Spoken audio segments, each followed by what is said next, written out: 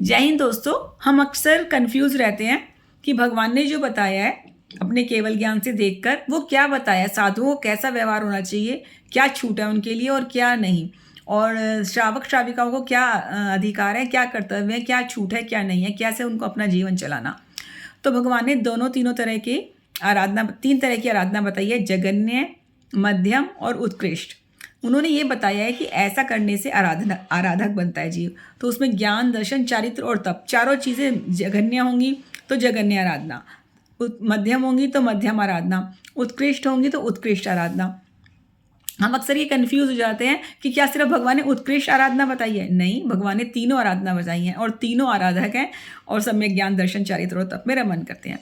ऐसा ही हम ये सोचते हैं कि अगर हमने समझ लिया, शास्त्रों को पढ़ लिया, तो ये हमें बताना है साधुओं को कि तुम्हें, साधुओं को ये नहीं कहलाता तुम्हें ये करना वो करना, ऐसा तुम्हें नहीं करना चाहिए, तुम दोष नहीं लगा सकते, वो नहीं कर सकते।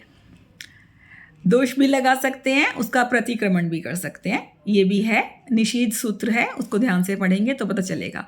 भगवान ने ये जो भी ज्ञान दिया है वो हमें हमारे लिए दिया है, साधुओं को बताने के लिए नहीं दिया, श्रावकों को बताने के लिए नहीं दिया, सिर्फ हमारे को बताने के लिए दिया है कि तुम समझो और तुम समझ सकते हो।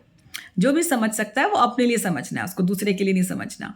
तो बहुत सिंपल है, भगवान के जीवन संदेश हैं, आदेश नहीं है। अगर कोई आदेश बोलता है तो भी आदेश वर्ड, आदेश क्यों देंगे? वो खुद केवल ज्ञानी हो गए, मोक्ष चले गए, वो आदेश नहीं देंगे, वो संदेश देंगे कि मैं ऐसे मोक्ष गया, तुम भी ऐसे चले जाओ। सिंपल, बहुत सिंपल है, इतना समझने की सिंपल सी चीज़ है।